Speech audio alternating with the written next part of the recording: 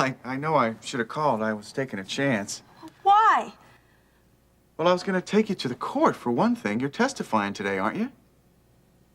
Yes. It's today. I thought you could use a moral support.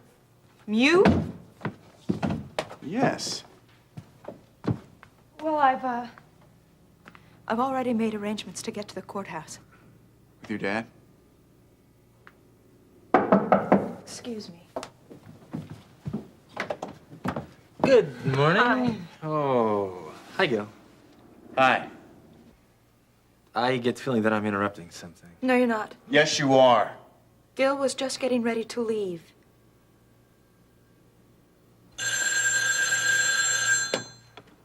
Hello? Courtney, honey? The hell's my little girl? Father. Uh-huh. I guess I should have expected your call after Vaughn's visit. How's Mother? Oh, well, she's doing as well as can be expected. But I'll tell you all about that later. Later? Yes, I'm in Kingsley right now. And I want to see you sometime this afternoon.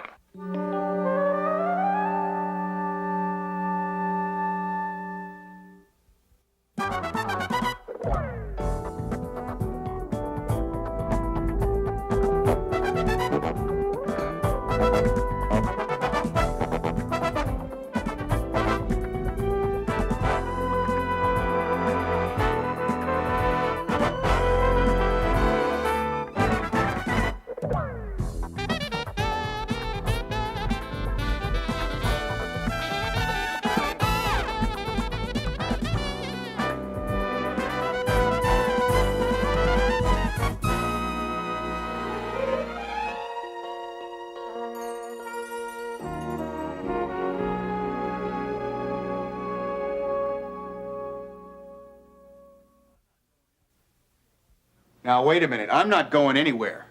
But I'm glad you're here. I think the three of us need to have a little talk. No, Gil. I think that if we talked right now, it'd turn into an argument. Stacy doesn't need that. Russ is right. I think we should. Look, why don't I just go out in the car and wait for you, okay? All right, Russ, but don't leave. I'd like it if you took me to the courthouse. Hey, okay. Stacy, I said I would take you to the court. And I told you that I'd made other arrangements. Please accept that. Stacy, I want to be there for you. I know you do, Gil. But please believe me that it is better if you're not. Why? Stacy, you have been acting very strange lately. I don't know how to deal with you anymore. Gil, today is going to be hard enough for me without having to see you there. Well, what about Russ? Russ is driving me to the courthouse, that's all. He's not going to be at the trial. He's needed at the clinic. And frankly, I can be more relaxed when I'm around Russ because Russ doesn't expect anything from me. He's willing to just listen and be a friend. And right now, I need a friend more than I need... Me? Gil, you are more than a friend. I know that's hard for you to believe with all I'm going through, but it's true. Stacy, I have apologized over and over and over. You just can't let go of the pain, can you? Gil, I know that I keep telling you that I need space. But I honestly hope that it won't be much longer. Please try and understand. Stacy, if I give you any more space, you're going to be out of my life completely. Is that what you want? Did you hear me? Yes, I heard you. Well? Gil, you are acting like a spoiled child. As long as you get your way, you're happy. But if not, in some ways, you're just like Amber. You didn't need to say that. Well, I'm sorry, but that's the way it feels. Russ is what I need right now. I need friends. The past few months have been the worst in my entire life, and I need support, not pressure. Got anything good in there? Well, that's what I'm trying to find out. Huh, what is this? Looks like it's from Lori. A love note, no doubt. No, not exactly. Ben, have to talk to you. Great news. I'll see you this morning. Love, Lori. How romantic. I wonder what this is all about. If you don't mind my asking, didn't you see your wife last night or this morning? Yeah, I saw her, but she was sound asleep. I wonder if this has anything to do with Nancy. Wonder no more, my husband. Hi, Lori. Hi. Hi. Y'all excuse me, I'll get back to the firing line. Okay. So what is this all about? Well, you were right. It is about Nancy. And you're not going to believe what I'm going to tell you. Yeah? Well, Miriam and I went to the Greenbrier yesterday to have lunch. And while we were there, guess who we saw? Dan Myers. How did you know? I just guessed. I suppose Nancy was with him? No, she wasn't. But Myers' wife was. So, I mean, they're in the process of getting a divorce. Maybe they were just, I don't know, working out the details. Yeah, well, that's what Miriam and I thought at first, until we saw them get intimate. And they held hands, and he even kissed her. Where does Nancy fit into all this, then? You tell me. Well, maybe Myers is lying about getting a divorce and marrying Nancy. That's exactly what I think, Ben. Oh, it's too bad Nancy didn't see that. She did. What? Yeah, I called her at the hotel and she wasn't in her room. So I went to the King's Arms and she was having lunch in the restaurant and I took her back to the Greenbrier. And what happened? Well, she saw Dan Myers romancing his wife like they had the best marriage in Kingsley. Well, what did Nancy do? Nothing. At least not for right now. She just couldn't face them. I told her, go confront them, but she just couldn't bring herself to do it. Why not? Because she was devastated. Well, what do you think she's going to do?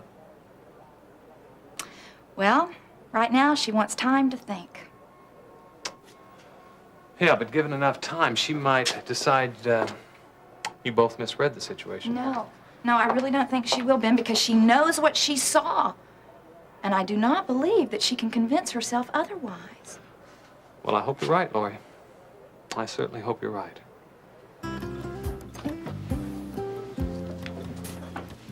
I just don't know what to make of these last 4 weeks. There are times when I walk out of that courtroom feeling like a free man, and other times I feel like I'm going to be marched straight to the state pen. It's almost over, Dave. It's over. I wonder what that means. Have you been getting enough rest? No. Neither is Harold. What about it, Harold? What do you think we stand? Well, we scored some good points, and we got to be optimistic. Stacy's testifying this afternoon. I'm counting on her to counteract Amber's testimony. Yeah, but do you think she can? Of course I do. She's sincere, comes across as calm and intelligent. That'll all work to our advantage. Yes. Why does it seem that you're so upset about something? Oh, no, Dave, you got it all wrong. It's just because he's had breakfast. He's probably got heartburn. He always gets like that. Now, I've noticed it too. Is it this case? You ever seen a football game when you're down by more than 3 points and time's running out? What you're saying is that we need a miracle, right? Something like that, I guess. I'll tell you the truth, I really thought that one of the other witnesses would confess by now.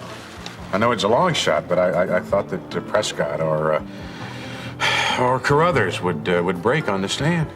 Yeah, but you said all you had to do was create a reasonable doubt in the minds of the jury. And we've done that to a degree. Yes, to what degree? That's the question. Gil, Russ is waiting for me in the car, and I don't want to keep him waiting any longer. Stacy, I've never had a relationship that's gone through so much. If I have trouble handling it or handling you, it's because I need your understanding. I need your help. Please, Gil, not now. No, wait. It's never been easy for me to admit my own faults. Now, it's taken everything I've got not to follow my instincts and run and just forget this whole thing. Now, I'm trying as hard as I can to keep this relationship going. Gil, for once, I would like you not to think of yourself and not to think of our relationship, but to think about me and what I'm going through. I understand, Stacy, and I'm really trying. We're gonna make it, aren't we? Gil, if you will give me some room! I have got to go to court!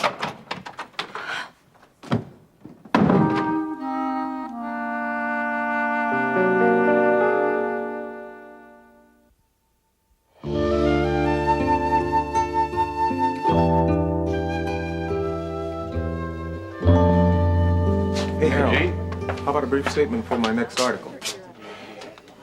Yeah, sure. How about this? I am confident, as I have been all throughout the trial, that my client will be exonerated.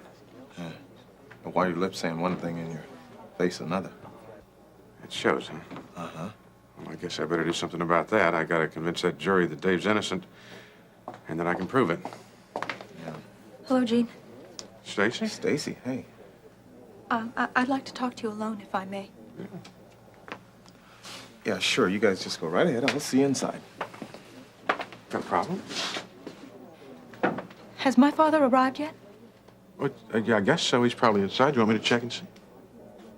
No, that's all right. I mean, I don't want to let him down. I want him to know that I'm sticking up for him. Well, Stacy, didn't you figure that he was going to be here for your testimony? Yeah, of course. Are you okay? Yes, I'm just fine.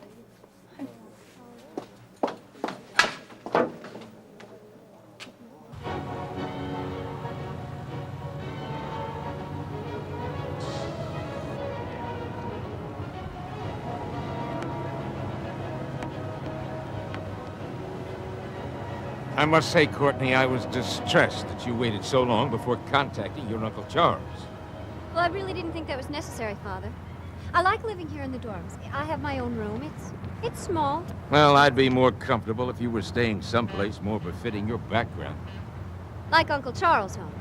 Or something like that, yes. Well, I didn't think that was necessary, Father.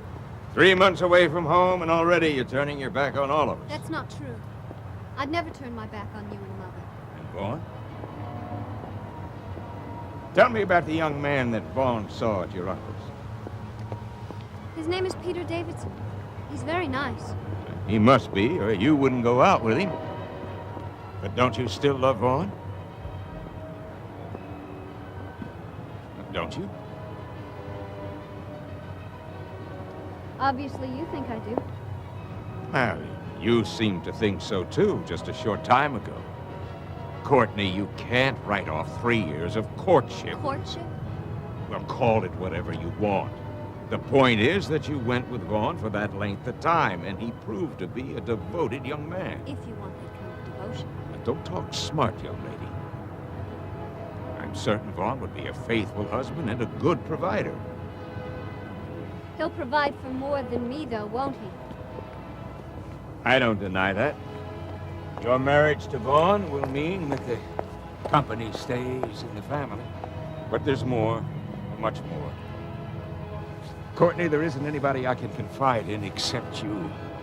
I'm a frightened man. The care your mother has needed and my serious business problems have put this family on the verge of bankruptcy. If your mother hadn't improved, if I hadn't been able to take her out of the sanitarium, I don't know what we would have done. I didn't know it was that bad. The only reason I consented to let you come this far away to school was because I felt that you were straining at the reins a bit. But Courtney, don't lose sight of your goals. You've always been happiest when you've been with Vaughn. Remember that now. You swear to tell the truth, the whole truth, and nothing but the truth, so help you God? I do. Be seated. Miss Phillips, your sister, Amber, when she was on the stand the other day, said that your father had actually struck her one time when she was 15 years old. You remember that? Yes. Miss Phillips, you're going to have to speak louder, please. Yes. Can you describe the circumstances surrounding that event? Amber was experimenting. Yeah, she's experimenting with what? With grass. With marijuana. I see. Was this the only time that had happened? No. She, smoked during most of her 9th and 10th grade years at school. Was your father aware of this? Yes. How did he react? Well, I remember seeing him struggle for control many times, and this was even when he was sober. Slip could be very helpful to us. Well, what did he generally say or do in the way of discipline? Well, he'd ask her to stop. He'd even plead with her, and then Amber would yell at him and say that smoking was better than drinking, and then she'd hold that up as proof. In view of that, what kind of a... Well, would you say that your father was a loving parent? Oh, yes, because he forgave Amber so many times. Or what about your relationship with him? We were always very close. Did he ever get angry with you? Only when I deserved it, but he was never violent. And what about your father's relationship with your mother? He loved her very much. Did they ever have any arguments? Not that I can recall until he started drinking. But your father has stopped drinking. Oh, yes, very definitely. I think that's been clearly established by others on the stand. Yes, it has. Would you say that your father was still in love with your mother at the time of her wedding to Lee Carruthers? Yes. Did he become violent? No. Did he try to stop the procedure, the wedding in any way? No, just the opposite. On the day of the wedding, he asked me to tell my mother that he wished her happiness. I see. Miss Phillips, knowing your father as you do, would you say that he is capable of murdering your mother? No. Objection, Your Honor. I don't have any more questions, Your Honor. Thank you. Mr. Lockwood, do you wish to cross-examine the witness? Yes, Your Honor, I most certainly do.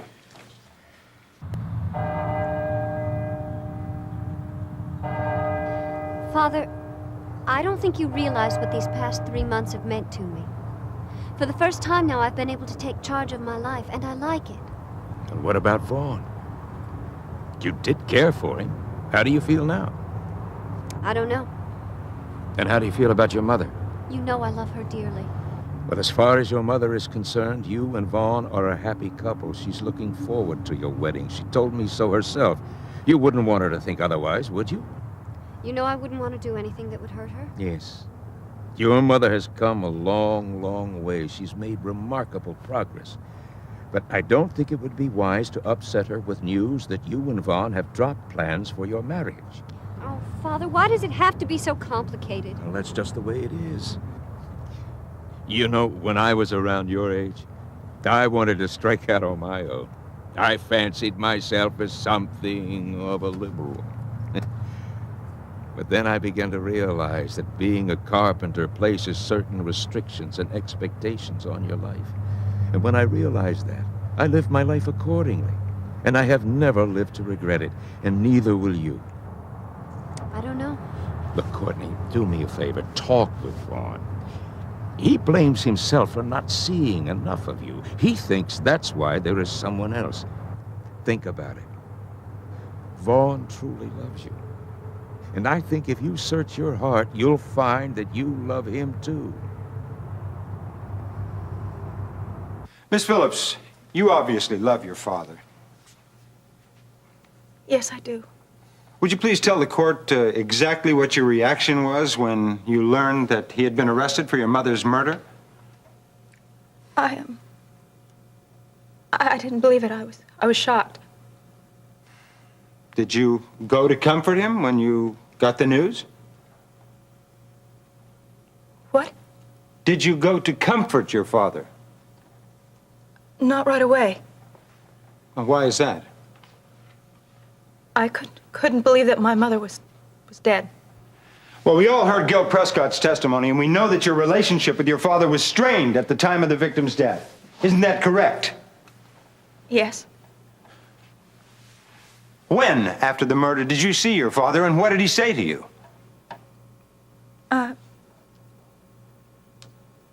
I don't remember. Did he protest his innocence? Did your father say he was innocent? Well, I talked to him. But he didn't know what to say, really. I mean, about the accusations. Oh, then he didn't protest his innocence openly. Well, Well, answer the question, yes or no. Well, I don't know. You are directed to answer the question, Miss Phillips. Well, I know he told me that he wasn't sure what happened on the night of the murder.